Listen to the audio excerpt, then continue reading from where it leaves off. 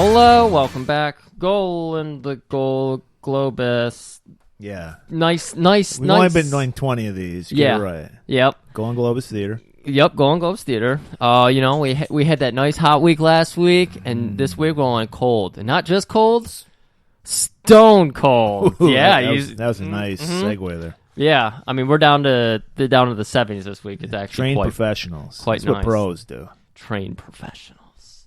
So this is a big deal. We got the Boz. This is a man who everybody knows. I mean, it's at the tip of every tongue. I mean, you can't turn on a football game without thinking of the Boz, right? Yeah, of course. But I remember the hype behind this guy in the late '80s. I mean, it was real. I wasn't even that into football at the time, but I knew who the Boz was. Right. And, I mean, clearly the next step between prestigious football career is to get into acting. I mean, that's what everybody does, right? Well, when you got the look the Boz had, it seems only natural that you go into acting. Of course. The hair, I mean, it's beautiful. So, what I've done, because, I mean, you would think that a movie about an ex-football player fighting Nazi bikers would be... Was he an ex-football player in the movie? Yeah, I guess not. Well, he did... There's a fight scene where he tackles a guy. Of course. So, yeah. Okay. Yeah. I'm surprised he was able to do that because of his injuries. Yeah, he has the shoulders of a 60. I wonder if that was a stunt double. I don't know. I mean, you would be convinced. All you have to do is place a wig on somebody's head, and you'd be like, yeah, that's him. You could be right. So, I want to get people, I know we all know about the Boz, but I want to catch some people up on some stuff. I mean... Yeah, I want to hear it. There's some interesting facts about Boz, and I try to put these in a good order here, starting with his college days. He was. It's interesting because nowadays in football we've got Colin Kaepernick and kneelers that people freak out about. Right. But back in his day, in the '80s, the mid '80s, when he was going, and I forget what school he played for. Oklahoma. Yeah.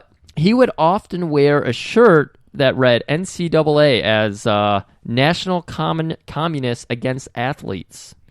That's a hot topic today still. Well, yeah, I think he took a lot of heat. Yeah. Yeah. Well, he was trouble magnet, I guess you'd say. Yeah, like it didn't seem like he was really doing it so much for the political statement, more so just to attract more attention. I think what it was is that he was getting endorsement deals or something, and the NCAA were like, no, you can't do that. Right. And that was his big. I mean, it's all explained. They actually did a good 30 for 30 in Brian. Oh, it's so good. So if you're interested, I'd recommend checking it out. But I'll explain all this shit we're talking about. Yeah, but I think he was just like, he just wanted to get paid, and they were like, no, we're going to take all your money. I'd like to do a supercut because in the 30 for 30, he's talking to his son, and he looks down at like a treasured, article from his past, and then it cuts to like his past. We need to do a supercut where we work in parts of this movie so it looks like he's reflecting on the time that he was had a bomb strapped to him on a helicopter, be like telling his son, yeah, I made some mistakes. All right, anyways. So after his career at the Sooner football program, he wrote a book.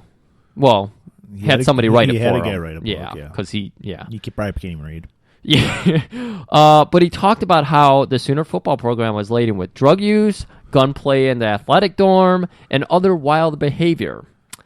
Later, most of these claims were 3 months later. Like, they took this shit seriously back then. Right. Yeah, so a lot of these claims were proven true. Oh, I believe it. Cause I remember the Florida teams of like 89, 90. The one, I think The Rock was on that team. Yeah, like they were involved with crazy shit too. Oh yeah. Yeah. So all these people being outraged about weird shit happening today. Well, you didn't have like internet and social media. I'm sure tons more crazy shit happened back then. Oh yeah. Well, for sure. I'm sure like people were murdered and shit. Like a prostitute was killed and we don't know about it. Oh, definitely. So he ends up getting kicked out of school because I didn't know he that. graduated early. I didn't even graduate. I figured he just went to the draft. He was really smart, actually. He graduated early though. He wasn't allowed to play football anymore, so he went into the supplemental draft for the NFL. And he wrote letters to a lot of teams telling them, "Hey, don't even bother drafting me because I'm not gonna sign with you." I'm guessing he sent one to the Seahawks, right? Oh yeah, Because Seahawks at the time were like, I mean, we're here in Detroit, so we know bad football. yeah, And they were they were like basically the Lions of the West Coast back then. They were just shit. I mean, they're a good team now. Well, I don't know. They're kind of on the downslide right now. yeah. They were. Well, they won a Super Bowl. We've never even been close to a Super Bowl. Yep. So they're still better than we are. So, just in joking, a Major League Soccer team, because the Boz failed to send a letter to them, actually drafted them in the 12th round. And when people asked him, like, why did you try to draft the Boz, they were just like, well, they didn't send us. He didn't send us a letter, so Crazy soccer people. There's just fun little joke in there. So, after initially declaring that he would stick to his promise that he wouldn't sign, Seattle, of course, drafted him. Boz signed what was the biggest contract in team history and the biggest rookie contract in the NFL history at the time. Can you guess what that deal is? Like, think Aaron Rodgers just got like 4 years, $185,000 million. I think I read it, but I'm gonna guess say $1 million a year. Wasn't that? It's just $1 million, 10 years, so crazy long contract. It just shows you how crazy athletes money's gotten. Yeah, because, all the greats were like 10 years, $11 million. So right after signing, Bosworth. Mate, they signed somebody to a football contract at 10 years. That's pretty crazy. I know, that's insanity. So Bosworth right away sued the NFL because at that time linebackers weren't allowed to wear numbers in the 40s, and he wanted to wear 44 because that was his number. So he tried to sue the NFL for that. At one point, 10,000 Denver fans wore $15 T-shirts reading "Ban the Boz." Wow. But what they didn't know was that Bosworth's company manufactured the shirts. Got him again. He got him again. It's just like, what was it? I think it's the people who make oxycodone. Now they're creating a drug to help wean people off opioids. So brilliant plan. You got to play both sides. That's just smart business. Trump would agree with that. Yeah. So he's in the NFL. Career not going so well. Yeah. Turns out all those steroids. How many games? He didn't even play that many games, did he? I didn't get a collection of how many games he played. I'm sure he never played a full season. I don't believe it was a full season because he kept getting hindered by injuries. All those damn steroids, man, just destroyed him. So he believed that he should have been a Raider because their attitudes would have just meshed well. Yeah, I agree. But he was also disappointed that he didn't get the chance to build up a good rivalry with Bo Jackson. And in the first, I believe it was Bo Jackson's first year, he tore Bosworth apart. He ran him over that one play to get in the end zone. Bo ran for like 250 yards in that game. Millhouse, are you fucking kidding me? Anyways, no, don't get that. So after Bo took laid out Bosworth in the end zone for a touchdown, he said, "Next time, Bo knows Boz." Yeah, Bo knows Boz. Next time, make sure you have a bus fare because he dragged Boz into the end zone. Sick burn. So, this is post NFL in football. Boz has actually saved somebody's life twice. A woman. Are you sure you're not reading Steven Seagal's? Yeah, facts? I'm pretty sure. Okay. So a woman rolled her SUV, and he, came to her aid, got her out of there, and he also administered CPR to a fallen man in a parking lot until the medical help arrived. Wow. Good guy, just good guy. Whew, that's it. That's all the Boz facts I wanted to share. So now you know what the Boz is all about, in case you had no idea who we're talking about. He's a godly man now.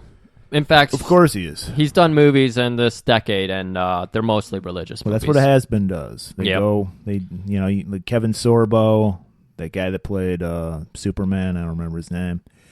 Yeah, when you're has-been. Yeah, when you're a has-been, when you've burned every bridge, you find God. So, do we just gotta get right back into this trailer? Yeah, I'm excited to talk about this movie. So let's just cut to that trailer for the Bosworth. Stone Cold. Well, first, I just want to say, this is going to sound a little different for a trailer, Because it's not the typical guy the delivering. The Boz does everything different. Yeah. That's what he's about. And so it's him, like, selling you on it. I do things different. I think that's the first line in the trailer. Well, that's the Boz. All right. So just enjoy it. Stone Cold. Ladies and gentlemen, Mr. Brian Bosworth. You know, all my life people have had the wrong idea about me. I don't like cops who make up the rules as they go. They say I push things just a little too far. They accuse me of being insensitive. They basically say that I lack the ability to get along with others. So just to prove these people wrong, I decided to join a very exclusive and private club. Oh yes, it's very plush. And the membership, very select. And games, we play some games. A perfect place for me, wouldn't you think?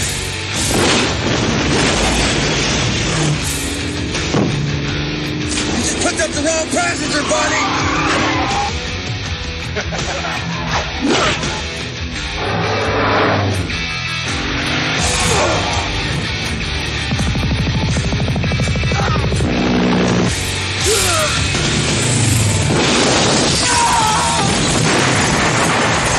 Mr. Brian Bosworth requests the pleasure of your company.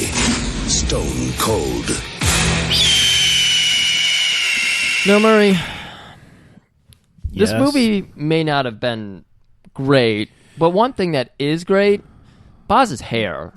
Yeah, I gotta agree with that. It's pretty fucking magnificent. Like, I don't know how to explain it. The whole time you're just befuddled You're by it. mesmerized. Exactly. Like I couldn't think. I had a hard time paying attention to the movie because my eyes always went to the hair. Exactly. It's fascinating what he managed to pull off there, and his head's so big. It's like it had to be something powerful to cover that up. But my thing is, you know, I've been trying out the Nangchen. I know. How's it going? Not good. Not Really? good. I took it to the gym, and I thought I was good at I thought everybody was going to be flocking to me, like just watching me press. And they weren't? Yeah, they were interested, but you know, I wasn't hooking anything, man. Well, that can happen sometimes. Yeah. I mean, it does, not to me. So I got to tell you, I walked out of that gym. I threw it down in a moment of just like pure anger, and then I picked it back up Frustration? because that was a hefty deposit I had to pay on that thing. It's not cheap, even for the starter pack. Well, yeah. So I picked it up, dusted it off. It's a lifestyle. Yeah, you know? It's not just a hairstyle. It's true, but it's just not for me. And you know, I'm watching the Boz run around. He's got so much confidence.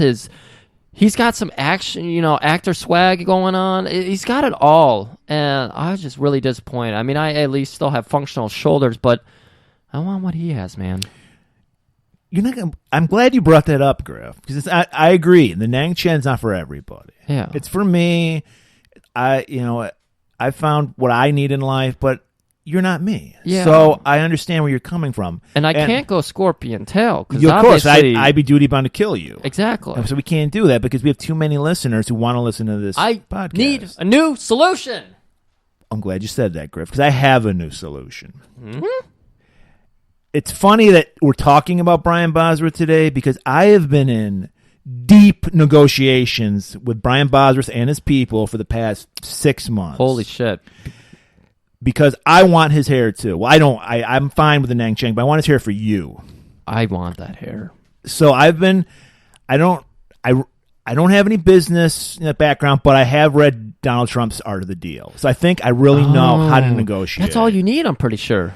Yes. Well, it is because, Griff, I worked out a deal with the Boz. With the Boz? For a hair care system. Holy shit. But don't let me tell you. Let me tell you. You were amazed by the Nangchen tail. You marveled at the black scorpion braid. But nothing will prepare you for the majestic glory of Merman Industries' latest revolution in hair care, the Screaming Eagle. Unlike the Nangchen tail or black scorpion braid, whose origins are veiled in mystery, the Screaming Eagle's creation is well documented and was solely responsible for the birth of this great nation. The time is December 24th, 1776. A dejected and downright desperate General George Washington is searching vainly for a way to seize victory from the jaws of defeat at the hands of the despicable British Army. While walking to his tent, he notices his manservant and blood brother, the Mohican warrior Modest Eagle, shaving his scalp into a mohawk for what is likely to be the final battle in the war for America's soul. An inspired General Washington stops himself and utters these famous words, and I quote, "I cannot tell a lie. That haircut is fucking sick, bro." And Modest Eagle, true to his name, merely blushes and replies, "Really? The spirits truly guided my hands. Thanks." To which Washington, with a germ of an idea, retorts, "I'm going to borrow that." And borrow it he did. But like all things American, he made it bigger. He made it bolder. He made it better. Washington bleached his hair. He cut a super tight fade on the sides with accompanying zigzag lines cut in for embellishment. He had Benjamin Franklin invent hairspray, and he sprayed the hell out of it. He was five-star general in the front and wild-eyed revolutionary in the back. He was freedom made flesh. But it didn't end there. With the help of Modest Eagle, he summoned the spirits of this great land and imbued his hair with the follicle fury of 100 Native American braves, and in honor of his friend dubbed it the Screaming Eagle. He was now ready to claim his destiny. The following night, after rousing his weary army with a speech for the ages, he, with his newfound weapon safely hidden under a powdered wig, crossed the Delaware and prepared to unleash hell. Upon noticing this ragtag band of rebels, the British Army, supremely confident in their victory, swaggered into formation. The trap had been set. General Washington, ever the tactician, gave the command, "Don't shoot until they can see my frosted tips." Then he hurled his wig upon the ground, and sure enough, when they saw the fiery frosted tips of his hair, the redcoats turned yellow. It was a slaughter. Washington, it said, killed 2,000 men that day alone. And from that victory, a new nation was born. And a new hairstyle, the Screaming Eagle. Washington, knowing that the power contained within his hair was too massive for an ordinary man to control, and fearing it could get into enemy hands, only shared the secrets of the Screaming Eagle with his fellow founding fathers, which is the real reason why they all wore powdered wigs. He also allowed Thomas Jefferson to write down the steps needed to create a proper Screaming Eagle in a book with the intent that if ever America's freedom was in danger, a new army of eagles would rise to protect it. Sadly, for reasons still unknown, that book was lost to the ages, or so it seemed. Cut to the year 1980. 98-pound weakling and history buff Brian Bosworth is as usual reading books chronicling the American Revolution at the Irving, Texas Public Library when he accidentally stumbles upon a dust-covered tome hidden behind a shelf. Could this be the Screaming Eagle grimoire? You better believe it was! This was the fateful moment when Bosworth made the choice. No! The solemn vow to claim the Screaming Eagle, not just for himself, but for the nation. Having only a rudimentary understanding of the Screaming Eagle, young Bosworth dove headfirst into the arcane knowledge held within. After compiling all the needed ingredients and completing all the necessary steps, Bosworth cried to the ancient spirits for their blessings, and those cries were answered. On that day, Brian Bosworth grew 11 inches and gained over 150 pounds of pure muscle. He was American exceptionalism impersonified. Bye-bye, Bookworm Brian, and hello the Boz! The Screaming Eagle had landed. Now was the time to put these great powers to use, and what more patriotic a way than becoming the greatest football player the world had ever seen. He went on to do things never thought possible on the football field, the Screaming Eagle soaring all the way. But after just 2 short years of dominating the NFL, the Boz decided to set his sights on nobler, loftier goals. No, not enlisting in the military. He had to go where his abilities were most needed. That's right, Hollywood. Bosworth went on to star in the critically acclaimed film Stone Cold, which changed the way we looked at cinema and quite possibly ourselves forever. Having achieved everything he set out to do and leaving America stronger than ever as a result, the Boz decided it was time for this warrior to ride off into the sunset. The eagle had gone home to roost, or so he thought. Thanks to the Boz's generous spirit, love of country, and a series of bad investments and failed marriages, he has agreed to share the secrets of the Screaming Eagle with Merman Industries and in turn, you, the people. For the bargain basement price of $999, 99, you too can feel the glory that is the Screaming Eagle hair system. Not only do we know the secret recipe for hair excellence, we've tracked down a descendant of the great Modest Eagle himself to oversee the process and guarantee the American spirit will always be on your side. So what are you waiting for? Are you a wimp or are you a warrior? Act now to get a hairstyle so majestic even Colin Kaepernick has to stand at attention. Make the right choice and fly free with a Screaming Eagle! Holy shit! I know, right? It's amazing. I was writing up my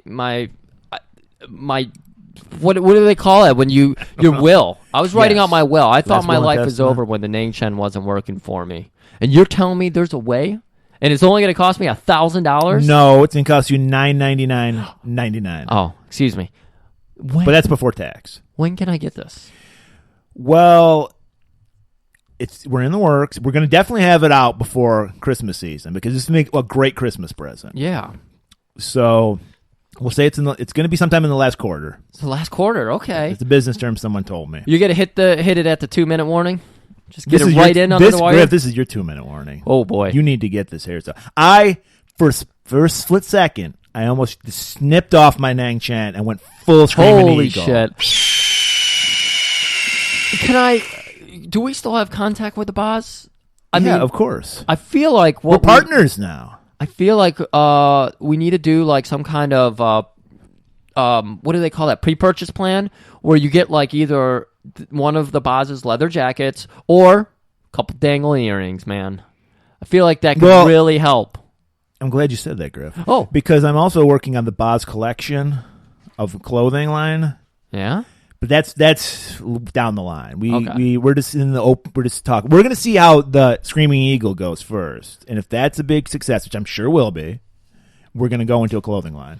Man, I really want to talk about all the clothes, but I think the only thing we really remember is this opening scene, because he starts out, and how do you build up an action star?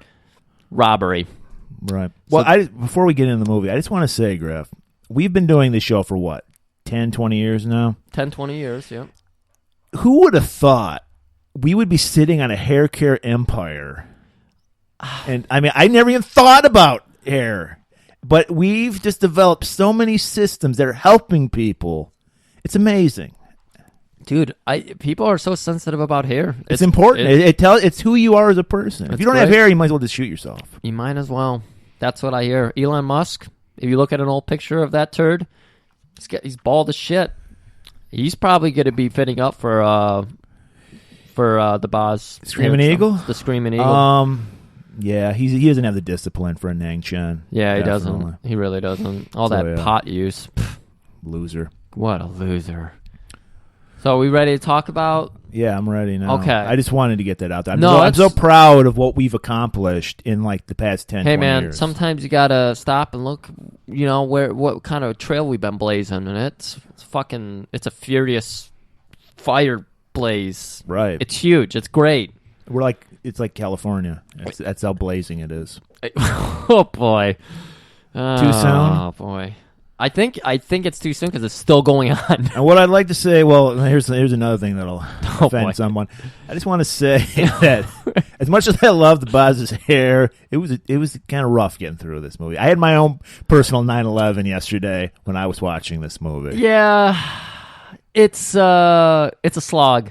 It's a rough one. I will give the Boz this much: he put in a perfectly adequate performance. Yeah, no, he was on par with every other action star we've seen in a golan-globus movie. Like, Well, I mean, he's not at the level of like Stallone, Schwarzenegger, Van Damme, but I'd put him like with whoever the guy Scorpion from Warriors of the Wasteland. I'd put him on that level. Okay, so the B tier of golan-globus. Yes. Okay. Chuck Norris Chuck Norris might even have more charisma than him. I don't know. He might. Yeah. Oh boy, that's rough.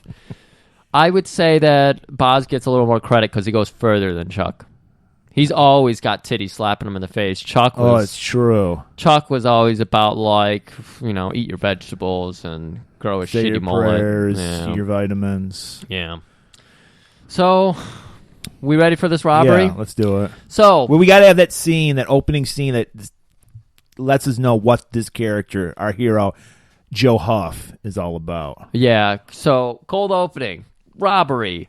Donald Trump Jr.'s starring in this movie. And with a Nang Chen, which Nang Chen. was not approved by the Nang Chen clan, by the way. Yeah. Because no way would we have a Nang Chen person acting the way this guy acts. So they're up in there robbing a liquor store because... No, it was a supermarket. It was a supermarket? Oh, yeah. You're right. It was a supermarket.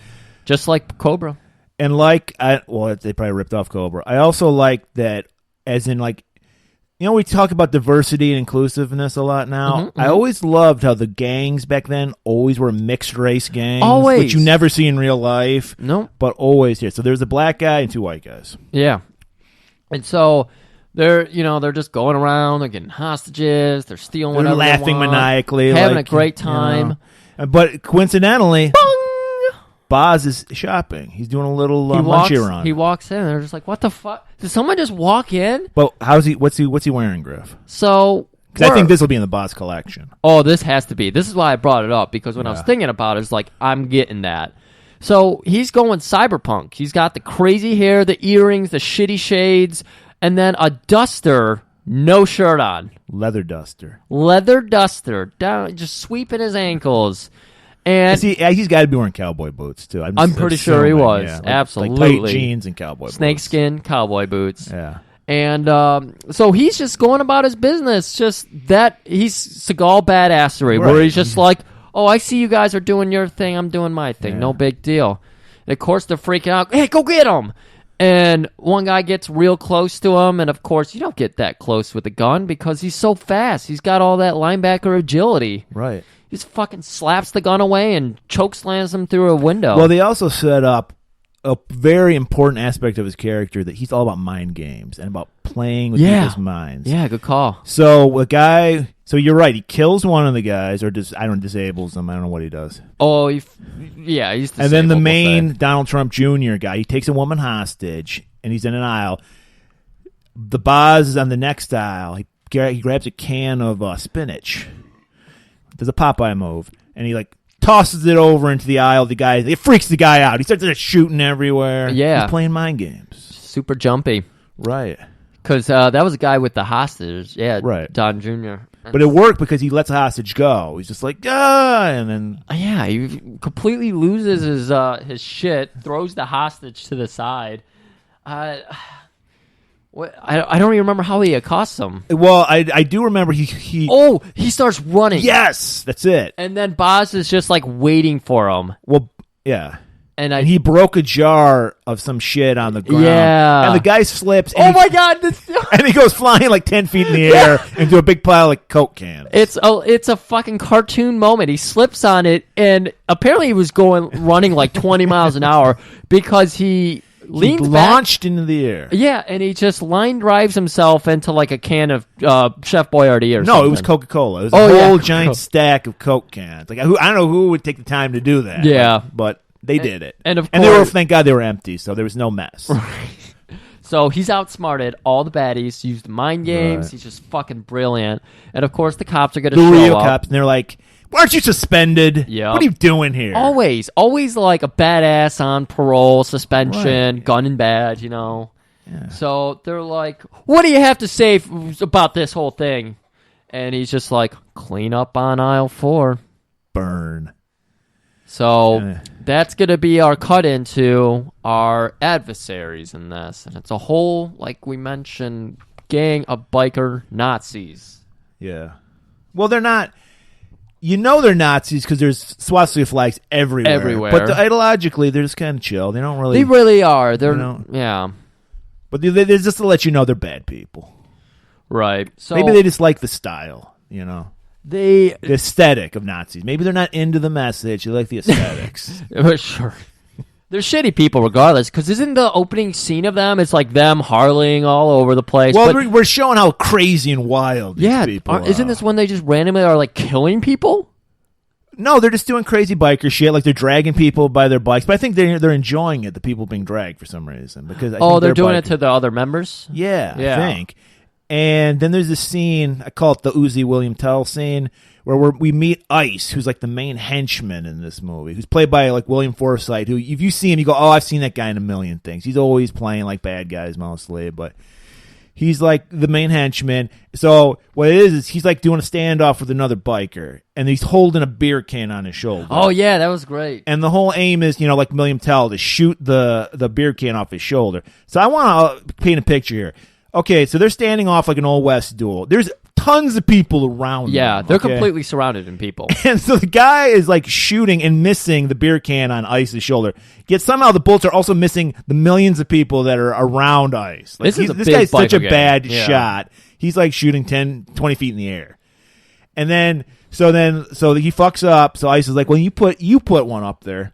So he puts a beer can on his shoulder, and Ice is like, I'm going to make sure I hit this. So he just fires an Uzi at the guy, blows the fucking beer can off his shoulder, and blows up a car right behind him. It just explodes. And they're like, fuck yeah. Like, the guy gets shot at. He doesn't care. Yeah. He's like, that's awesome, bro. Yeah, these bikers are fucking just full tilt. It was great. So it's like we're in this sleazy biker compound. People are like drag racing with motorcycles. There's fucking women bathing outdoors, getting naked. Yeah. It's crazy, man. I mean, this is one of those movies, like I mentioned, Chuck Norris isn't in it. So they really, I think you've brought this up before. It's like, you didn't have as much reach for nudity back in those days. So it's like they just put nudity wherever they wanted. Great, just pop it in there because that'll bring in the peeps. Yeah, so. And then they break away and they're setting up the whole plot of the movie. There's this biker member of the gang called Trouble Owens. Trouble Owens. And we don't know why. The original T.O. He might be a Nazi because he has a shaved head, so he might be a believer into it.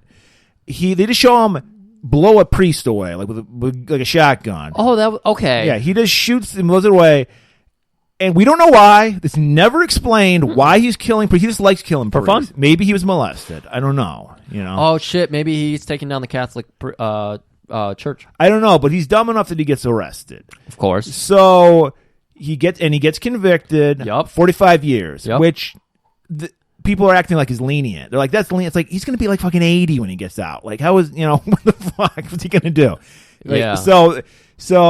The judge that put him in there, they cut to him like he just gave him the sentence, and I think go fishing on his little rowboat. Yeah. So the judge gets in the rowboat, and it fucking explodes, and then we see Ice like in the background going, oh my god! And he just takes off. So we know, like, for some reason, Trouble is super important to this gang. We never learn why. Yeah. But he is, and they want to get him out. I missed the point of those two killings. I just noticed that they randomly killed two people. It was people. very vague. I can understand why you didn't get that. Yeah.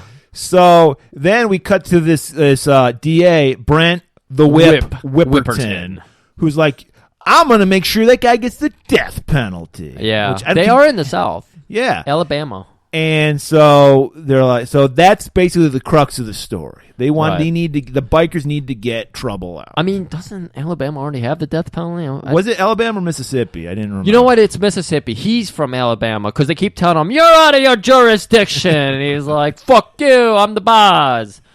So, I don't know. But we need to check in. Yeah. We set up the plot, so now we got to check in with our hero. What's he up to? He's a muscle-bound dude. He's got a shirt on for the first time in this movie. Like, I thought he only wore a shirt once in the movie, but Murray pointed out there's a couple other scenes. Yeah, it's just he wears the shirt so buttoned so on low that it looks like he's shirtless. Yeah, it always looks like he's shirtless. But it's like... Well, dude, if you got like a fucking 40-inch neck or whatever he has, it's hard to find shirts that you can button to the top. Yeah, that's true. Yeah. But pre-shirts. Yeah, well, we'll get into that later. So...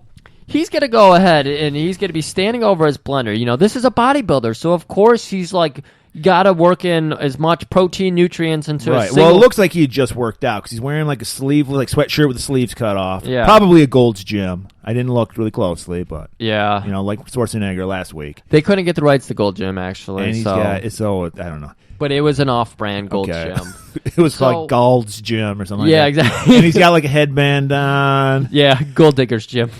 So he's loading up his what do they call that? Blender. Yeah. And what do we see going there? We see potato chips. He's busting open a couple of Snickers. That looked like product placement to me. Yeah, it really did. Snickers satisfied him. Tosses in a couple Snickers, some eggs because naturally with the shells, protein with the shells. He breaks open the eggs. He puts the eggs the eggs in first, and then he looks at the shells, and goes, meh, throws them in. I was like, oh, what?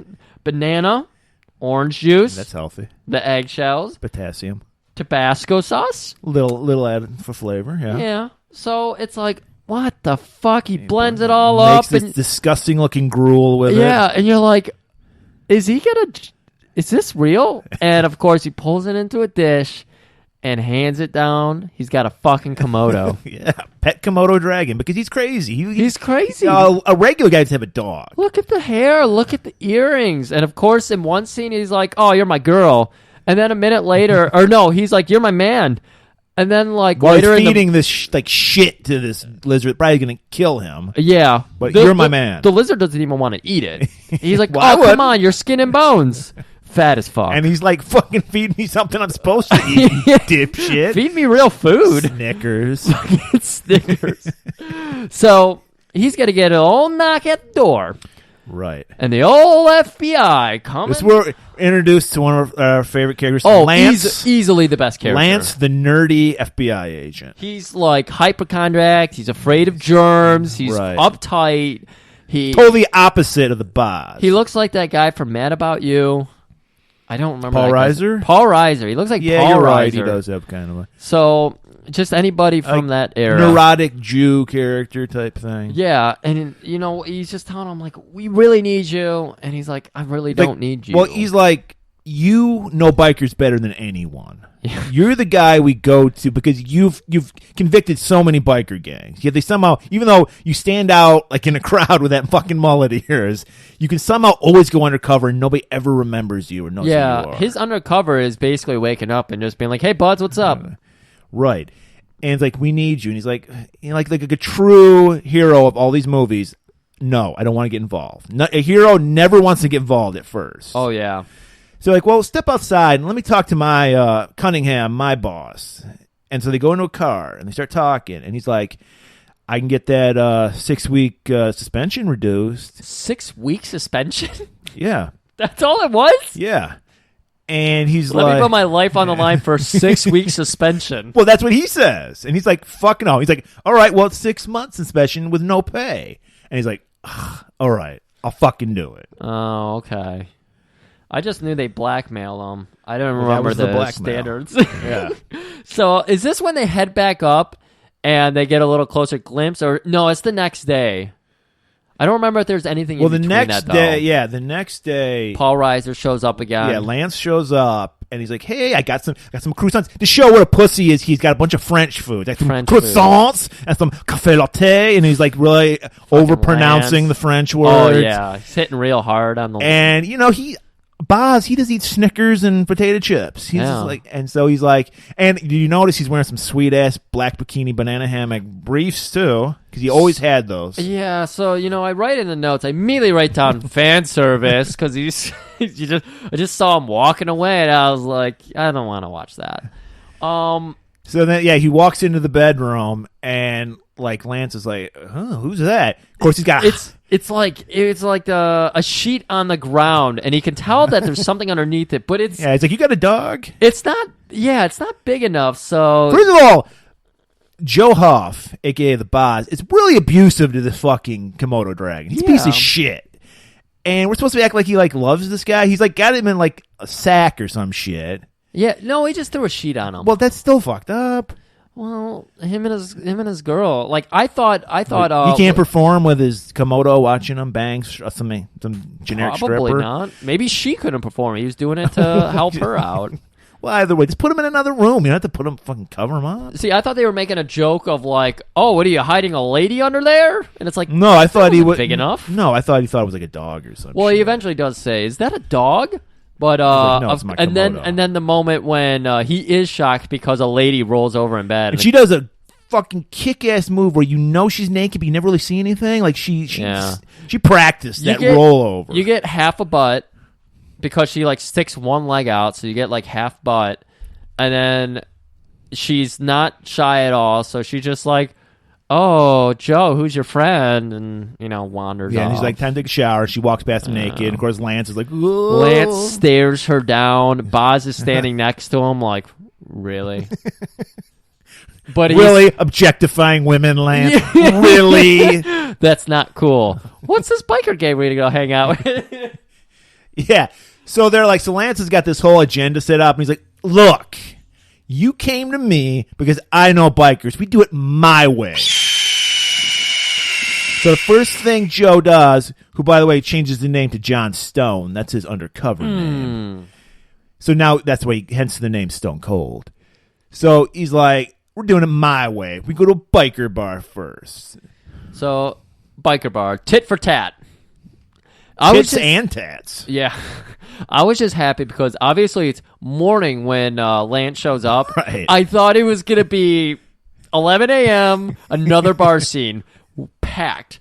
But they do when the exterior is nighttime. Well, so he's got to meet up Lance outside. And Lance shows up in what he thinks is like a biker gear. So, I don't know, it was like a baseball cap and like a denim jacket.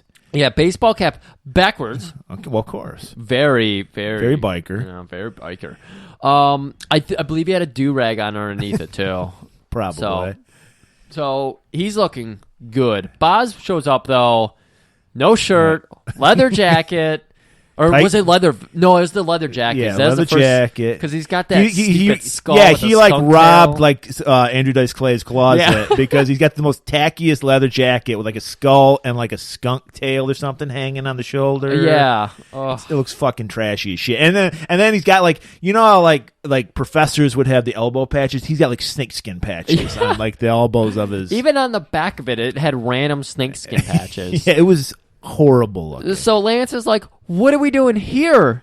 And he tells Lance, truckers get their rocks off by watching girls dance.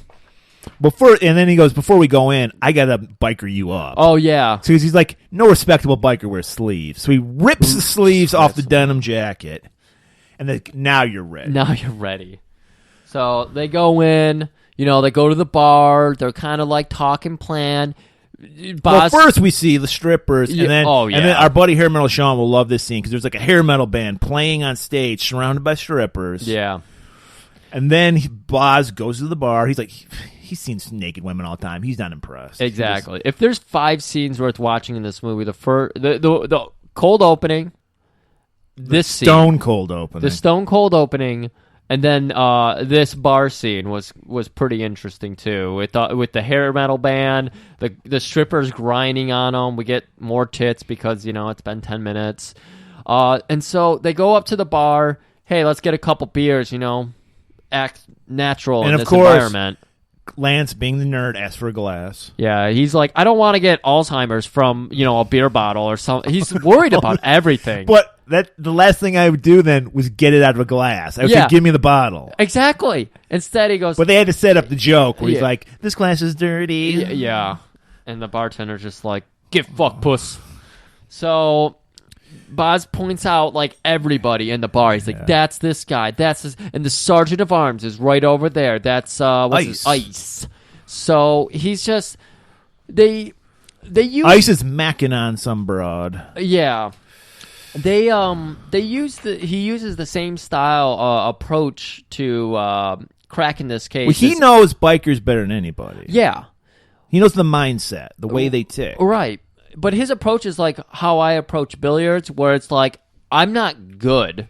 So I just like to hit the ball as hard as I can into things and make anarchy happen, and maybe something good will come out of it. So he tells Lance, I don't know what to do here, so, I'm just going to go stir things up. Right. And so he goes up to Ice, and he's like, what the fuck's with your girl over here eyeballing me? She saw that jacket. And the fucking Screaming Eagle. God, that Screaming Eagle. As soon as he walked in, she stood at attention when she saw that. Exactly. As soon as he walked into the bar, it just, wah! And then, Ice had a great line. He's like, you look like a grown-up Bam Bam. Grown-up Bam Bam. What? Bam Bam from Flintstones. Yeah, I know. He did look like that was a good burn. I know. He did look like a grown-up Bam Bam. As soon as I started saying it out loud, I was like, oh, actually, no, he's kind of right. So, he tells him, I just got out of prison, man. I'm just looking, I got some goods that I need to move. I'm trying to find a wares to do it with or whatever. Right. And so He's like, you guys want to work with me? I'm a lone wolf, but I'm willing to work with you guys. Yeah, and Ice is the only one who's always on to his bullshit. Ice is stone cold. Yes. Well, that's why I call him Ice. He's cold. Damn. So what ends up happening is like there's a ruckus in the other part of the bar. Well, I thought Ice and Boz get into it. They fight. They get into it a little bit, but then that ruckus happens, and they go down, and they both like. Oh yeah, because what happens is some truckers. Because what happens in this bar is the strippers sell the truckers amphetamines when they're done getting the rocks off. Exactly, and they were pissed off because they got some shitty amphetamines. Yeah, so they're like, "We want our money back," and they're like, "Motherfucker, you don't get your money back." Yeah. And I think that's what. Yeah, what happens is Ice gets in a fight with the trucker, and Boz helps him out. Exactly, because he's trying to earn his respect. Yep. Yeah, and that's where we also meet my other favorite character, Gut. Gut. I loved Gut, the biker with a heart of gold. Biker with a heart of gold. He's okay. Might be developmentally challenged, I guess is the word. Definitely is. He's heart of gold. So Ice is, they beat the shit out of these truckers and like, you're not getting your fucking money back. You guys are sacks of shit. They want their $1,000 because they want to get a Screaming Eagle hair treatment. Exactly. But it's like, sorry. They need to cover. Refunds. They need to cover that tax that is included on it. So, Ice is unappreciative. He's just like, fuck off, man. But Gut is like, dude, badass. Hair, great. Gut, unfortunately, is just... he's balding. He's balding, but he's got that sweet locks going. He's got that curly hair. At one point, he had bitchin' ass 80s hair. He did. He hung on to it a little too long. Too long. And so, I think, what was the biker gang called? Do you remember? The Brotherhood. The Brotherhood. So, the Brotherhood definitely saw past his balding and were like, don't worry, man. You're good with us. So Gut tells him, hey, we got a big old barbecue happening tomorrow. We're just going to hang out, ride a motorcycle, shoot beers off each other. Yeah. Drag a couple people, motorcycle, bare knuckle boxing. Have a guy break a guy's back for fun. Yeah. It's going to be a fucking kick-ass time. Doesn't tell him where it is. He's just like, you should come. Well, he knows. He knows this world. Exactly. So, next day. Shows up. He's got his tiny little sunglasses on, a green bandana. Right, he's I think that was that day. He's got a lot of wardrobe changes, and they're all fucking crazy. Well, yeah, shit. we'll get into a weird wardrobe change. Later. I'll call the third scene you need to watch. It's just a compilation of his outfits because it changes constantly. They mostly consist of him being shirtless with a vest. Pretty much. And, we were talking before this episode because we used the Stone Cold intro, Stone Cold Steve Austin, and we were talking about how he did the vest with no shirt. Yeah, before Stone Cold Steve Austin. I think Stone Cold Steve Austin saw this movie. That's the point out. Yeah, okay. You jumped my route there. I didn't mean to step on It's okay. I don't give a shit. So he shows up. He's got a van now.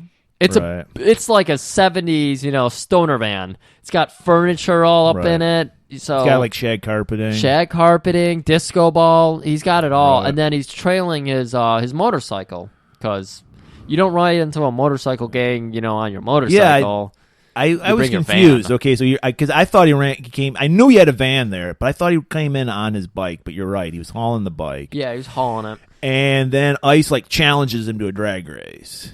Right. He's like, "You again? Well, show me what you got." He's like, "All right, I'll do that." Yeah, so this is like some kind of biker, like Highland Games for bikers. Yeah, there's a bunch of different. It's like a Renaissance fair for bikers. Yeah, there's a bunch of different challenges to go through, and so we get. So they drag race, and then because Joe or John Stone, as he is right now undercover, he does a brilliant move where he just goes a little bit faster than Ice, and that's how he beats him.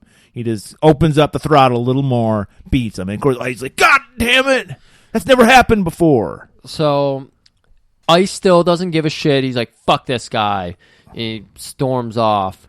But then Boz, he still hasn't won everybody over. Right. So he wanders into a bare-knuckle boxing, wrestling, MMA ring.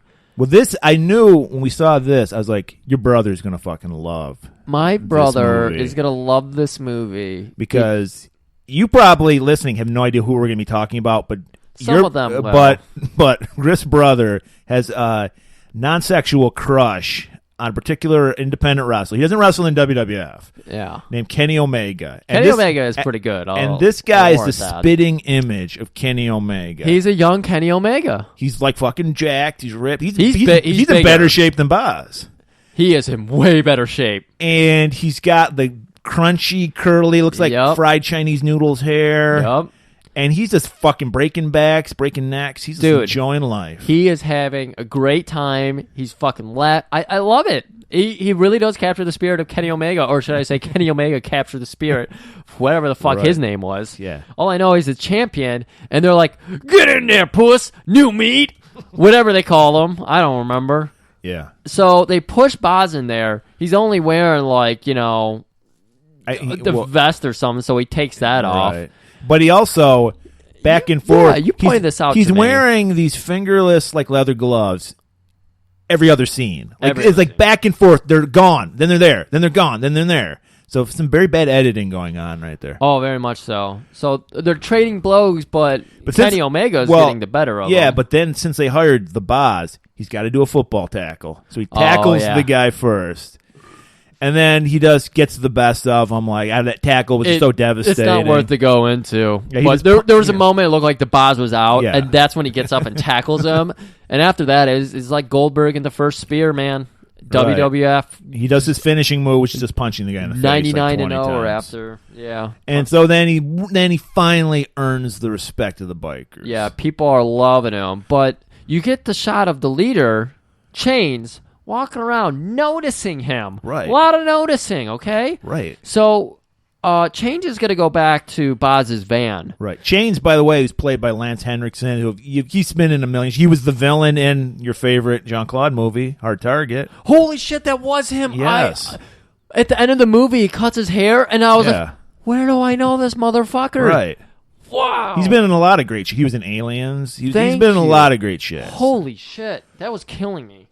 So, he's going to head back to Boz's van. Boz is going to head back to his van.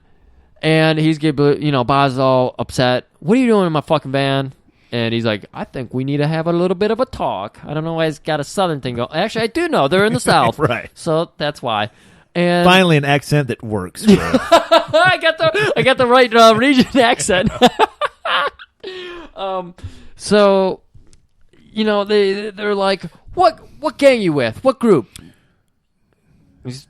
I thought you had it there. Oh, sorry. No, he's like, I'm not in any gang. I'm not with a club. I'm an independent. And he's like, well, we're looking for new prospects.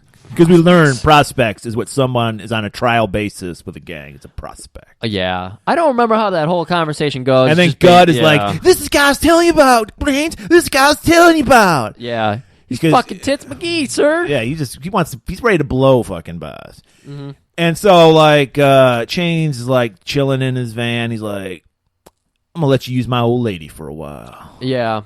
What's the line he uses?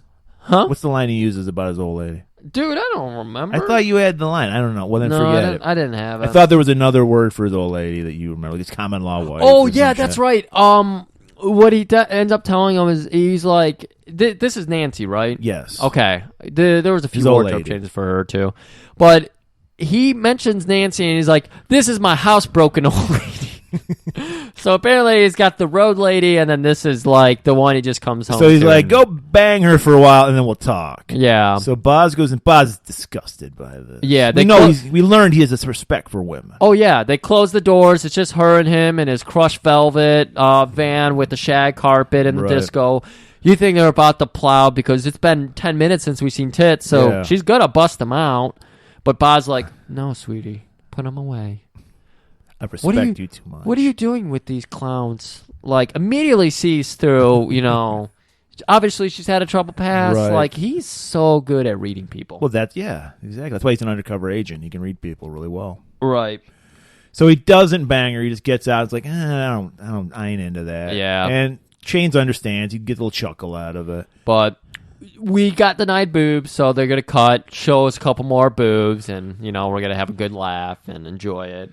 And this is where we cut to the Chains and his nice round table and the whole big biker compound. Got 3 TVs right next to each other. Yeah, playing the same thing. They've got fenced up barbed wire, Nazi memorabilia everywhere. Even in their Brotherhood logo, they have like the SS in there. The lightning bolt SSs. Guys hanging out windows with like AKs, but they're watching Brett Whipperton. DA, who's talking about how he's gonna fucking. Can you even do this? Can you like convict somebody and like sentence them to, and then say, "I'm gonna change my mind and give you the death penalty"? Is that even legal? Well, they're appealing it, so they're basically trying to. I've never even heard of that. Like, why would I've never heard of the prosecution appealing a case when you've convicted somebody. Yeah, it sounds fishy to me. I don't know. No, I mean, it's not. Like, I could totally see somebody because he's running for governor. So he really wanted to appeal in the South, where they love this kind of shit. Be like, this guy killed somebody.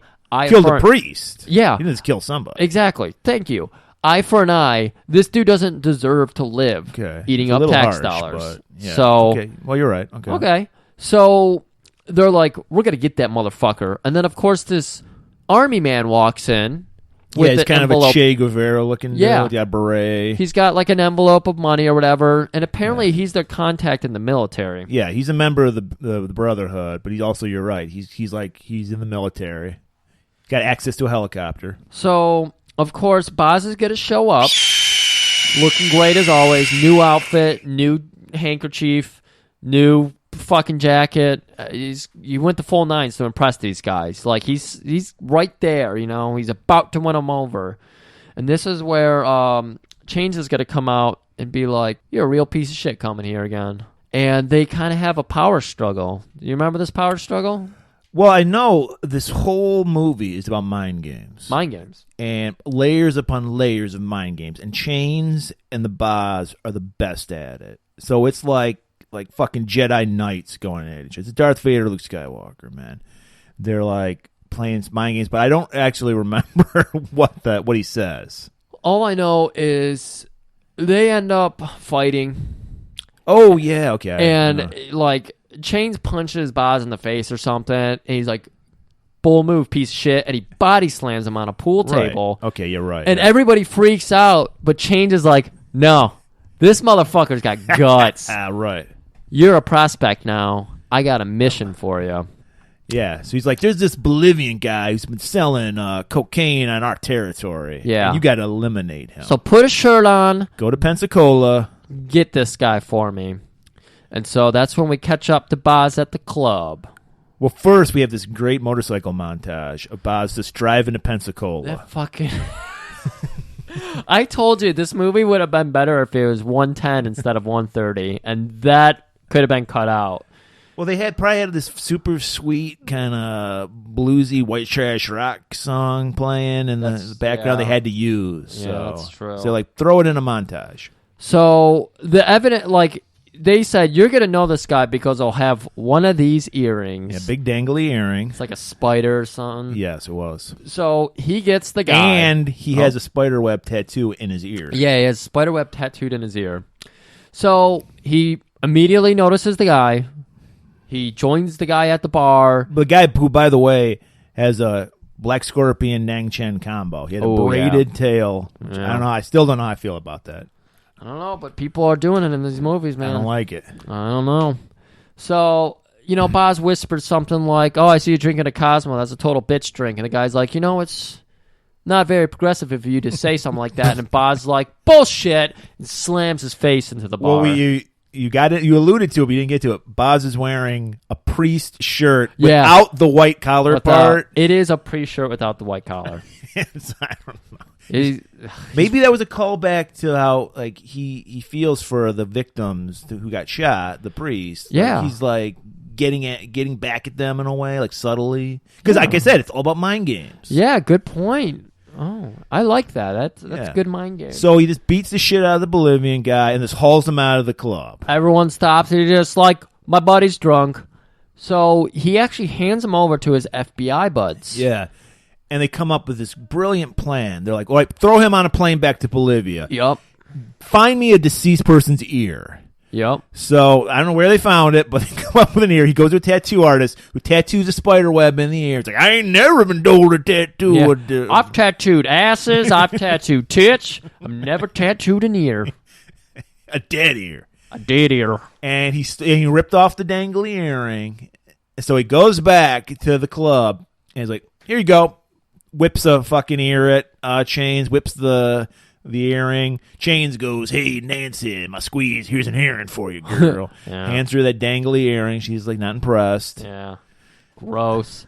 So he certainly appeased Chains, but this is when we find out that Chains actually has a contact within the police in some form. Yeah, it's Highway Patrol. Highway Patrol. So like, look up this name. So, he gives them the John name Stone. John Stone. And somehow they come across the fact,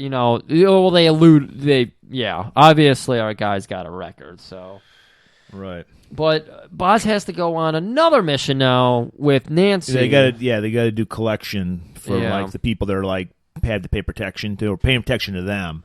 Yeah. So there's like some whorehouse, this hilarious Vietnamese caricature woman, like, you go take my money. Hilarious, crack me up. And we meet another character called Tool, who's another one of the bikers, and he's all like, he's with a girl collecting the money, and she's like, hey man, they're just trying to earn a living, and he's like, fuck you, and then we notice these guys, these Italian guys start driving by and they're like, hey, they're collecting on our territory. Hand me that grenade. So a guy tosses a grenade out at Tool. At least they didn't shoot a gas can. Yeah. And it blows up, so Tool's fucked up. Just his face. Yeah, well, it's still. Sorry. That's what you care about, is your face. And meanwhile, on the other side of town, the Boz and Nancy are collecting from somebody else. And the guy's not paying up. Yeah. And so while they're doing that, the WAPs, as they call them, show up, because they're supposed to be the mafia. Yeah. And they're like, hey, fucking, oh no, they do collect the money, and they grab the money. They take the money so from WAPs Nancy. grab the money, and she's like, hey. So it's like, Boz's like, I'll handle it. Yeah, Boz leaps on the hood of the car, then immediately falls off it. Yeah. Well, they have the gun. Right. So the guy points the gun at him, and he's like, oh, I'm going to bail, because he's like, I'll punch right through this window. And they're like, I'll shoot you in the face. But it distracted it enough that they crashed their car. Yeah. And so they get out, and they talk like gentlemen, and they're just like, you're on our fucking territory, you piece of shit. Well, the WAPs say this classic line, keep your castles out of my sandbox. Oh, boy. I don't know what that means. I have no idea. So then Boz has to kick some ass. So he does a Seagal move, breaks the dude's arm over his shoulder. Yeah. Nice fake arm. And so like Nancy's like just totally mesmerized by this. First with the fucking screaming eagle, and then like he can just fucking destroy people at will. Yeah. It's hard to take your eyes off the Boz. Right. Well, the hair, definitely. For sure. And so they take off like bitches, the mob guys. They run away. And she's like, "Oh my God, Chains is gonna kill me. I don't have the money." Well, how much did you owe? 400. It's like 400. That's all. Yeah. So he just whips out this wad of cash. Like, here, take it. She's growing suspicious of Stone Cold at this point. But she's like, "Gee, thanks. It's nice of you." So no big deal. The bikers are now going to go check on their buddy who got blown up in this mess, Tool. Yeah. And, his face is completely fucked up. They're all having a good time. Everyone in the hospital's freaking out because this Nazi biker, they're just walking through, pushing people over. Right. Chains is like, hey, man, you're not going to die. Because the guy's like, just fucking kill me. I hate life. Like, he's fucked up. And he's like, no, it's okay. This girl's going to marry you and take care of you. And they're all just laughing, having a good time. And she's like, oh, I don't want to do that. So they, Chains and Boz start talking P2P. He's like, I need to make a deal, man. I got this stuff, dozens of it. Well, we learned that he's got this plan, and he needs to fund it. So it's like, even though they just fucked up the mob guys, they're like, I'm going to go work with the mob guys. Mm-hmm. Because... well, wasn't it Boz comes with a plan? He's like, I got this P2P. I got to unload. Yeah. And he's like, I got just the people for that. Oh, no. Chains comes up with it. But I thought he was going to supply it, though. Yeah, he had the supply of... Boz has the supply of drugs, And he's like, I need a way to move this stuff. And they're like, I know just the people. Yeah, so they go to this Italian restaurant, and they got a box. Yep, gift. Yeah, and he's like, so Chains is like, I bring gifts. And he puts the box, like, what's that supposed to be? And he's like, open it. It's a biker's helmet. Yeah, and he's like, what the fuck am I supposed to, Mamma mia, what the fuck am I supposed to do with this shit? I don't ride. And then he opens up the visor. He hits it with the breast and he goes, open it, you idiot. And somehow this is supposed to ingratiate you to the mafia. Yeah. They flip up the visor, and it's the head of the guy who said, stay out of my sandbox. And it's like, we want to work with you. How is that? Yeah, okay, you just killed one of my main guys. Well, he had the P2P file in his mouth, and he's just like... And since Mafia's about money before anything, they're like, oh, we can work with you. Hey, man, I'll allow you to work in our castle and sandbox. Yeah, our sandbox. You can make castles in our sandbox. Let's make a castle in our sandbox. Let's build a castle in our sandbox together. Right. So me and Griff both looked. We have no idea what P2P is. I'm assuming it's supposed to be PCP, but they call it P2P, and it's just like a clear liquid in a vial. It looks like a vial of water, which is probably what it was. So with all this stuff going, now they're building up to this big drug deal. Ice keeps warning Chains. This guy is not who you think he is. Ice has always been on to him. He sees through the bullshit. This is a romantic scene. Lots of candles in the background. Just fucking Chains on his motorcycle. No shirt. Hair's all wet, slicked back, and Ice is trying to tell him. And he slides down on that rope. Yep. For some reason. It's so weird. Because he's like in a loft, so he doesn't have... He's like, stairs are for pussies. I'm gonna sinuously slide down a rope. It sounds sexual what's happening there. So, while this is going on, and, Chains is like, I won't fucking hear it. You're a piece of shit. Looks up at Nancy, and it's just like, this guy. So, he buggers off, and we get Boz telling the FBI about how they have a great witness in Nancy, and he's gonna get her. Right. So, let's see. This is where we get the action starting to take place. The drug deal. Well, no. Before that, this is where we learn Nancy's a good person. Because before that, this is where Boz meets her outside, right? Well, no. Whipperton has, for some reason, the National Guard set up these checkpoints all on the road. That's what I was getting to, man. So Chain's gang shows up, and they're like, "Hey," they're like it's like the pussiest National Guard guys are. They have like machine guns strapped on, and they're like, can you guys just give us your ID and you can go?" And they're like, for real? And like, we'll do one better, and they just fucking kidnap the guys. The military forgot to break these two down and rebuild them. Yeah, I mean, these guys have machine guns strapped to them, and they immediately bitch out and immediately get kidnapped. They have a bunch of Nazis come up to them on a bridge, and they're not just like, fuck off or we're going to shoot you. No, they're like, guys, can you respectively just turn your bikes around? Yeah, stop it. So then they take them back to the compound, and they put them in these crates. They're like, come on, guys, stop it. I mean it. It's fucking brutal. And then they just fucking blow these guys away with machine guns. And so not only is Nancy disgusted, but our boy Gut is also like, come on, guys. Like, never mind the fact they've been murdering people left and right. Yeah. Where's Chain's disillusion? Like, we keep talking. Well, we mentioned that Gut has a heart of gold, and he's like, guys, come on, this isn't our way. Chains, you're way out of line here, man. We don't kill people. Like, where the fuck were you the first hour of this movie? That's all they do is kill people. Exactly. And so he's like, you need to be wised up. So they get like a motorcycle and they rev it up so the wheel's spinning. Well, first they tell him, like, Guts, get the fuck out of here, man. You're out of the gang. And he's just like, guys, you're my family. I don't want to leave. And he revs up his motorcycle. And you think he's going to leave, but then they pull him off the bike and they grab his hand and he's got a fist going and Chain slaps it and he's like, fingers out. And then they stick it into the tire spokes. Do they? I thought they just like had it like the tire like go across his fingers and I mean, you're probably right. It would be cut his fingers off. Well, that's fucked up. Yeah. And Nancy, of course, is like, well, that's too far too. So she like runs out. She's disgusted. She bumps into the boss. Yeah.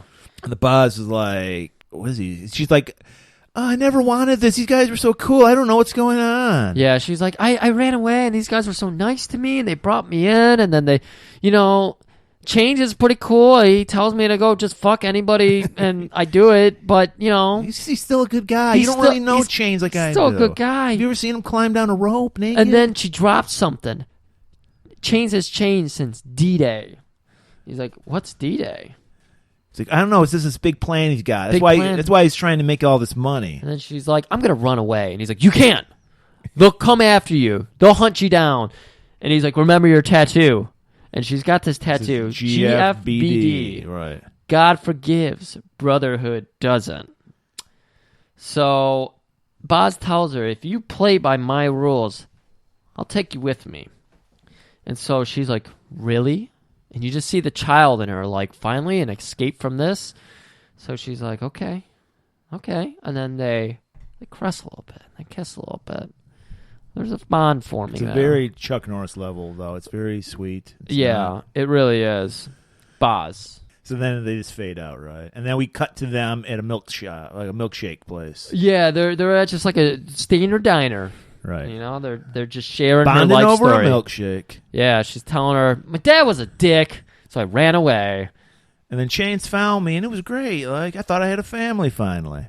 So, they're just having a good old time, and then Boz gets the bill. Fucking Leonard? Lance. That's his name. That's the nerd's name. Right. So Lance... Lance is the waiter. Yeah, Lance is the waiter. And he says, like, meet me outside. Hands him the bill. Hey, third parking lot on the right.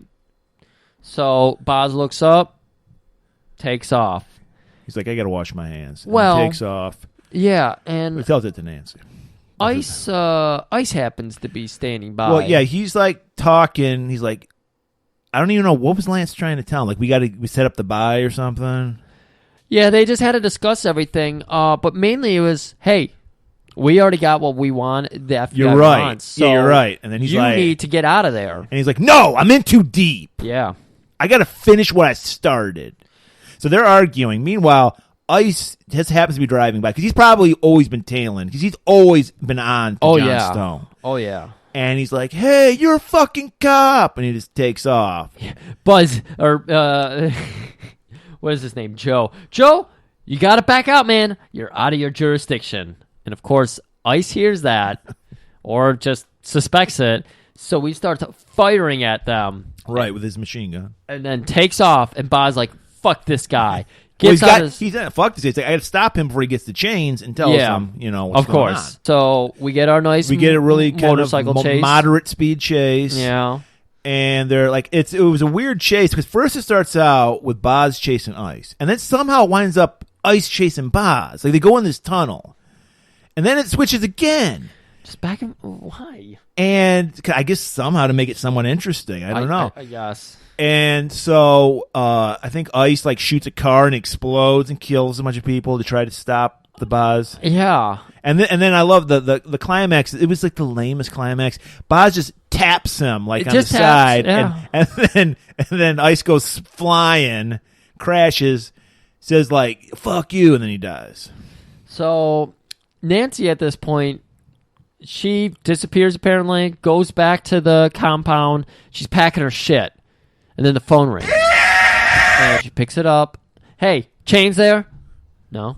Well, hey, tell him John Stone or John Cold, whatever the fuck. Joe Huff and John Stone. Because apparently he uses only one alias. Yeah, one alias. So you can really check. If you do the minimum amount of background check, you can figure out that he's a cop.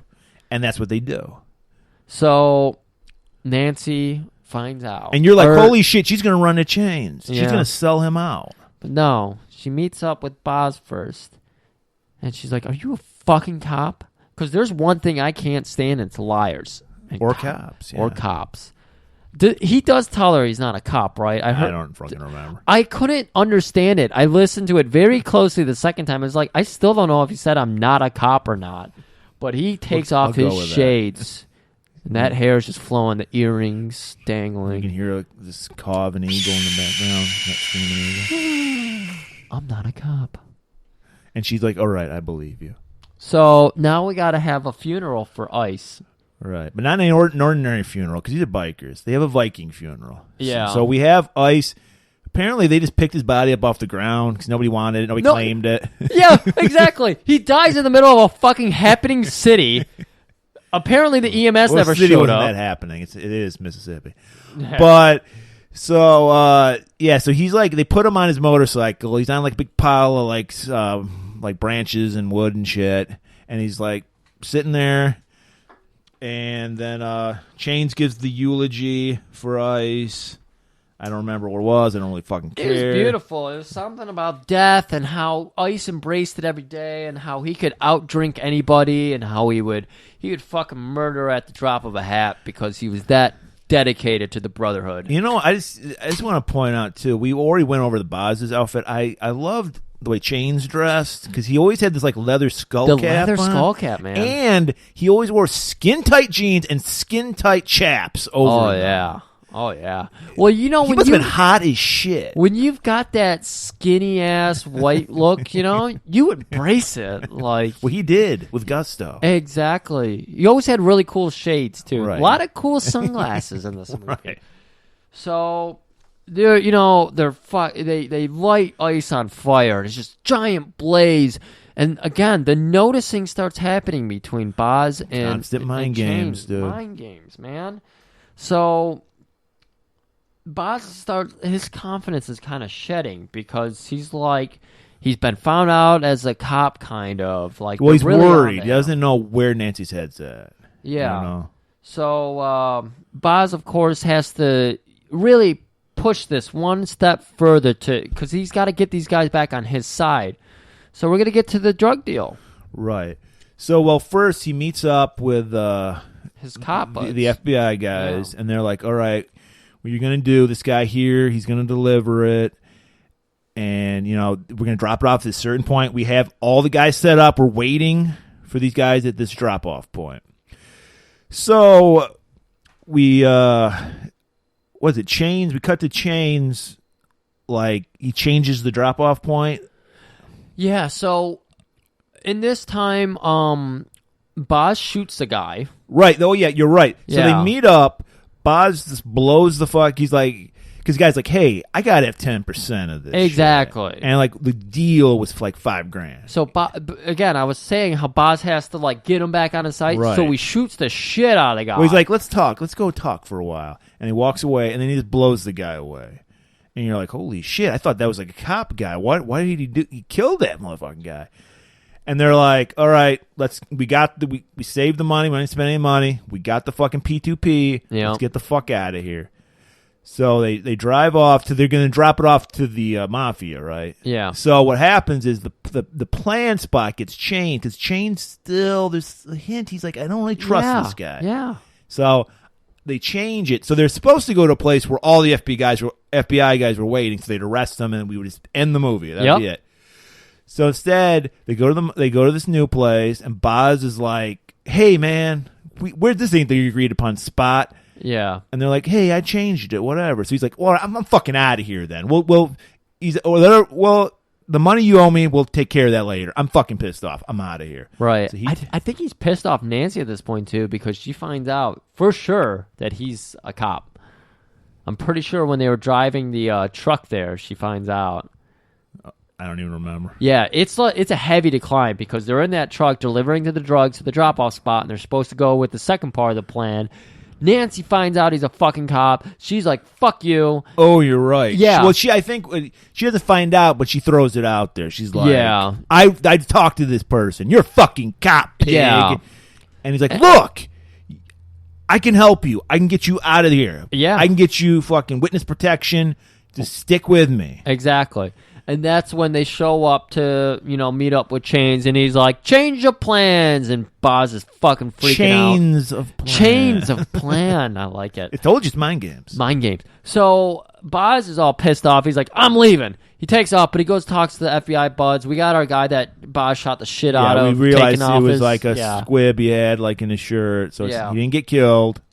So he but really, he's leaving because he's got to stop the mafia guys. So Boz starts trailing the mafia guys. Well, the cops are, again, the FBI is like, Boz, no, you can't. You can't go any further with this. This is stupid. And he's like, I'm in too deep. He's in too deep. Like Phil Collins. Sum did. 41. Does Sum 41 have a song called In Too Deep? Yeah, that was their first song. I'll go with the Phil because Collins. I'm in too deep, and I'm trying to keep up above in my head. Well, I We know were I joking love you, about them but I'm earlier. in too deep. Little Phil Collins for you. Love it. So he's like, no, I got to get that truck. So right back on that motorcycle, he's ripping Right. it, just fucking And flooring it. If I don't know about you, Griff, but I was driving a truck and a guy I knew and didn't like was driving alongside me, I just run him off the road. End of story. You're in a goddamn truck with a 45-foot trailer. Right. You barely turn the wheel, you probably murder that guy. But no, they're like, hey, this guy, he's following us. What do you think this guy's up to? I mean, what the fuck? So, So you Boz rides up alongside it, starts shooting where the trailer connects to the semi, knocks the trailer off. Thankfully, there's a gas station right on the side of the road. The trailer goes right in the gas station, blows the fucking gas station to smithereens. yeah. I hope no one was attending that gas station. Yeah, I hope so, too. And then the Mafia just drives away. Like, he doesn't stop him. He doesn't kill him. Yeah. And the Mafia, God, the Mafia in this movie is so fucking forgiving. One, they kill their fucking one of their main guys, and they forgive it. They're like, Yeah. whatever. And they forgive this. They don't go back to Chains and go, hey, your fucking guy just blew up our whole drug load. They're like, hey, whatever. Let bygones be bygones. Yeah. So Boz heads back to the compound, because as far as he knows, he's still good in their book. Right. And earring guy from before shows up. Yeah, Bolivian guy's like, hey, man, you thought you got rid of me, bro. I'm right here. So, he walks in, everyone immediately turns on him, and then he walks out. The Bolivian guy, Boz is like, oh, fuck. I thought we flew this guy halfway around the world. I thought we put him back in Bolivia. He Yeah. came back. So, that's when, Boz's luck is really starting to run out. And Well, Chains- the jig is up. Chain's like, you're a fucking cop, you ass. I loved you. I trusted you. You're a brother to Wow. me. I've known you fucking 2 weeks. You're like a brother to me. Chains hits him with this great line, Murray. You ready for this line? I want to lay it on me. If you want to fuck with the living, you got to learn to fuck with the dead. Okay.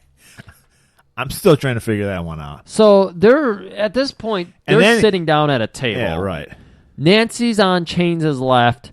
Bolivian guy's on his right. Yeah, what? Bolivian guy's on his right. Yeah, and then Boz is, Facing him. facing him at his 12 o'clock. So he loads up a revolver, puts like 4 bullets in it, so it's He puts in 3. He like half Oh, is it? loads It was half? Okay. Yeah. So it's kind of Russian roulette, but It's on Bolivian. steroids. I'll say it's Bolivian roulette. Bolivian Russian roulette. I like it. And Well, at first he shoots the Bolivian guy because Yeah. he's just getting on his nerves, and he also did sell cocaine in his territory. Yeah, so that's he true. broke a rule. and then you're telling me he shot Nancy here. Well, first he's like makes it look like he's going to shoot the boss, Okay. and he's like, "I'm gonna really fucking hurt you," because he loves Nancy. He's known her all a week. It's the love Yeah. of his life. So he turns around and just fucking shoots her in the fucking face. He's loved her all week. He shoots her in the fucking face, kills Nancy. He's got it goes without, we failed to mention here, Boz has a girlfriend. Well, we don't know how. I mean, the the Komodo's cool with her. Komodo. So it's like I think someone that who's was been around. Maybe she's a booty call. He just calls her up when I don't know, he needs the Boz. So the Bosness. So he emotes this beautiful emoting by the Boz, like no, True actor. Ugh. He should have been on the original Star Trek. And then he's immediately over it. He doesn't care. So D-Day. What's the plan, Griff? Well, Brett Whipperton, Whipperton, the whip. they're having an appeal case, I The believe. state Supreme Court is going to. Oh, it was the state Supreme Court. Yes. Fucking shit. So, big court case going on. And you know what? They're going to go ahead and invade that shit. Chains cuts his hair. Yeah. Wears a priest outfit. Boz's shirt. Borrow Boz's shirt, but he puts on the white collar. Puts on the collar. And I love his great. You could do this before 9/11. His great plan to get past the metal detectors. He's strapped with some machine guns. Yeah, they're like running the wand over him. It's like, oh, it's my rosary beads. First of all, I don't know. Is there any metal on a fucking rosary bead? I mean, maybe the crucifix. Well, maybe is metal. You can make things out of anything, man. You could have had a metal rosary beads. Way to fucking make excuses for a fucking killing racist. Well, they've got this plan going. You're talking about mind games. Well, this is the ultimate mind game. Clearly, he had to plan this out. They're like, go through. They're like, well, I guess they're figuring a priest would never have a machine gun. You're talking pre 9/11 again. Yeah. Nowadays, I always assume priests are packing. I mean, we already know that priests like to pack people, so nowadays, of course, they're gonna check a priest, and they're probably gonna pack the priest. So that's the brilliant plan and I also love the fact that that they actually refer to Trouble Owens as Trouble Owens. Like in a court case, you kind of go by the real name, but they give him the little nickname. I bet it was Robert Trouble Owens. Okay, yeah, Robert Trouble Owens. It was his middle name. They had a hard time trying to think of a nickname for him, so they're like, you know what your last name kind of sounds like? Trouble. So, yeah, so that's their brilliant plan, but it's multi-layered plan because Chains is all about the fucking mind. He's got into so many plans. plans. And so he just sets up in the court. So he wants a distraction. Yeah, and they've got quite the fucking distraction plan. Right, so the Che Guevara guy that we alluded to earlier. Army guy. He steals a helicopter from the army base. Yep. All you got to do is pay off the right guy, and you can get a helicopter and fly away. Right, no questions asked. And I also want to point out he's in the army, but he has a fucking Nang Chen tail and a beard. It's like I think he had to be a little more clean cut in the army. Yeah, obviously the military in this movie, maybe they were mocking the military because you had our two guards on the bridge who are just like, "Hey, can you guys please leave? Can you please?" And then you have the guy he pays off is even worse. He's just like, you told me there was going to be 10,000. Yeah, well, I'm giving you 2. Well, you said 10. I think I should shoot you now. And he's like, I think you should go get some fucking coffee and shut the fuck up. You're like, and right. the guy's just like, oh, did you put a pot on? Yeah. No, get the fuck out of here. So like, can you just make sure you wash it before you bring it back? Like, I can do that. No, fuck off. So he takes off on the helicopter heading for the courtroom. And this is their brilliant plan, which is fucking retarded. They're going to strap a bomb to the boss. The boss is in the helicopter. The distraction is they're going to throw him out of a fucking I love this plan. And he's going to explode in midair, apparently. Best plan ever. And the plan is, all right, set it for 2 minutes, but only put it on the boss when there's 40 seconds left. Yeah. So we want to make it really down to the wire. So you see the classic readout. It's going beep, beep, going down. Meanwhile, while that's going down, Chains can't wait. He just leaps up. When he says, what great line does he say when he starts? He shoots the entire state Supreme Court and kills all of them. Yeah. So he shouts out, "Hey, Whip!" Pulls out the gun. "Let me recall my father's last words. Don't, son. That thing is loaded." Ha ha! And then he just kills all the fucking people. He just starts mowing people down. Kills the entire Supreme Court. Man, it's just anarchy up in this fucking this courtroom. Right. Then the judge can't even start banging his gavel. Mad Pavel the gavel should have been there because he would have fucking dealt out Order some justice. in the court. We need someone to deal out some justice, but too bad Boz is a fucking bomb. Well, we cut back to the Boz. Wait. All right, it's 40 seconds. Time to put the bomb on the Boz. What? Meanwhile, while they're fixated, because when you see a readout, your eyes just immediately go to the readout. Oh, so yeah, they're sure. fixated on that. So while they're distracted, the Boz just does a Hercules move and just rips off these restraints that are holding them. No bondage can hold a Boz. Well, the Screaming Eagle is flowing, dude, man. Man. It's the power of 100 fucking Indian braves. Like the frosted tips get so bright at this point. You're like, what is happening? It's like that fucking Dragon Ball character. I was just gonna say it. I was sorry for stepping on your joke again. No, it's fine. I'm just really surprised that that's all I know about fucking Dragon Ball. That's great. So and he goes Super Saiyan, and this call back to our last episode. Another fight erupts inside a helicopter, which you don't want to do. I don't think. No, that's right. And the Boz rips off. I'm guessing it's like an oil line. And starts spraying oil on the fucking guy flying God it. Damn. he throws the bomb on the other guy that was supposed to put the bomb on him, tosses him out. So he gives the guy's distraction still. He helps Chains out inadvertently because the guy blows up in midair. Great stunt dummy that blows up. And then he grabs the fucking helicopter pilot. He's like, take it down. And he's like, I can't. There's so many people here. He's like, take it down. So they take it down, and then they got to take it back up for some reason. I guess there's too many. Dude, I have a hard time with the end of this movie. It was so fucking boring. Well, he takes it fortunately in the I guess it's the courthouse, the state courthouse. There's a glass ceiling, so the boss goes, "Fuck it, I'm just gonna jump out." So he jumps out of the helicopter, falls fucking 50 feet, lands on the. Well, he had a good tumble. Well, no, he lands right on the glass ceiling, goes through it. Yeah. So he probably fell 50 feet, but he's all right because the glass broke his fall. Broke the fall. Yeah. And then he gets up and immediately starts kicking ass. He is bleeding. Yes, he has a cut. Every action movie star, you get that cut above his eye. He's got the vest on with no shirt because they were like, we want to make sure you're dressed for action, although you are a bomb. Right. But we want to make sure you're looking good. We want to look like the bomb. Yeah. Ooh. There you go. So he's running around. He's murdering people. But so is Chains. Yeah. There is one moment where it looks like they've got the better of the Boz. And you know what happens? We're talking about the biker with a heart of gold? The biker with a heart of gold. Guts. Sees what's happening. And goes, no! Jumps in front of the bullet. Takes a bullet for his man, the Boz. Takes about 20 bullets for the Boz. Yeah, it was about 20. And then the Boz shoots the guy who shot him out a window. It goes through. He's just fucking raging at this point. You got motorcycles ripping through this courtroom. Boz ripping through throats. It was fucking insane. Yeah, and then meanwhile, the helicopter pilot, he's talking to Chains. He's like, we gotta get the fuck out of here. Change of plans. Chains of plans.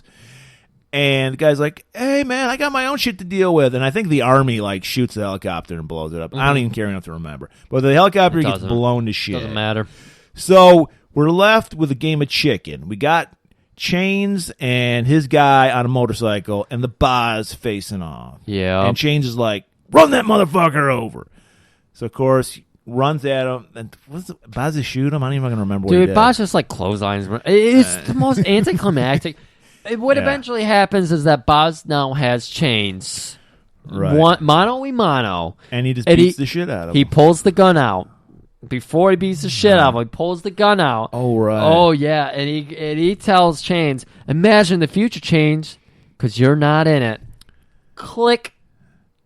And like all great 80s action heroes, he shows mercy. He beats the shit out of Chains. Oh, yeah. But he does not kill him. Because that's what heroes do. They don't kill. We're going to get to that whole action sequence was stupid and forgetful and horrible, and I don't give a fuck about it. But we're going to get to the best part here. Boz has won. Chains is... He's going to go to jail for 45 years or death penalty. I don't know which. He's not in handcuffs at this point, but a cop has him.